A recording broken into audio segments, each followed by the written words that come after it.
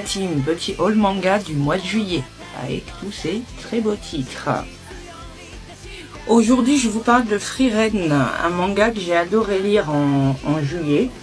On suit une elfe mage qui, après avoir sauvé le monde avec ses compagnons, réalise trop tard que les humains ont eu une vie bien trop courte. Elle entame alors une quête douce, magique et introspective pour mieux les comprendre, surtout celui qu'elle a perdu. C'est poétique, touchant, visuellement magnifique. L'anime est sympa, mais j'ai préféré le manga. C'est plus fluide à mon goût. Si t'as aimé les elfes du Seigneur des Anneaux ou les récits calmes comme Mushishi ou Ivy, tu vas kiffer. C'est mon gros coup de cœur du mois. Deuxième lecture du mois, Clévatès. Et franchement, j'ai été agréablement surprise. On suit le Seigneur Démon le plus puissant, censé exterminer l'humanité. Sauf que, il tombe sur un bébé humain, et là, dilemme. Les détruire ou apprendre à les comprendre? C'est drôle, intelligent, avec un petit fond philosophique inattendu. Le manga, comme l'anime, j'ai vu les 2 premiers épisodes disponibles, sont nickel et fidèles l'un à l'autre. Si t'as kiffé Mahou Samaretri ou bien Overlord, mais avec une touche plus humaine et touchante, tente Clévatès, chaîne avec Gashi Akuta, la hype du moment, tout le monde dit que c'est un banger. C'est un univers original qui pose une vraie question, que deviennent nos déchets dans un monde en surpollution? On suit un jeune garçon, banni, jeté avec les ordures dans un monde souterrain où certains objets ont une âme. Une ambiance crade, mais poétique à sa façon.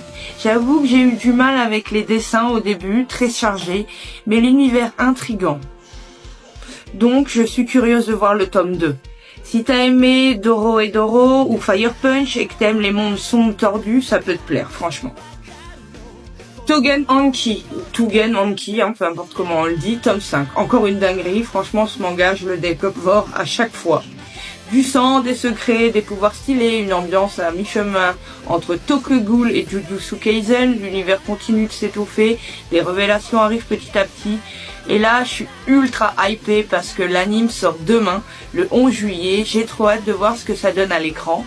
Si t'aimes les combats de clans, les malédictions, les héros un peu borderline, Tougen Anki c'est clairement pour toi. The Eminence in Shadow, tome 3, toujours aussi jouissif à lire. On suit un héros qui veut vivre dans l'ombre, mais finit par créer une organisation secrète surpuissante. Il joue au boss dans l'ombre et se rend pas compte vraiment que tout ça était réel. L'univers est stylé, il y a de l'humour, de l'action, sa team de filles badass et parfois très bien équipée apporte une vraie dynamique fun entre 2 scènes costauds. Si t'aimes Overlord, Konosuba ou les anti-héros trop stylés, ce manga est fait pour toi.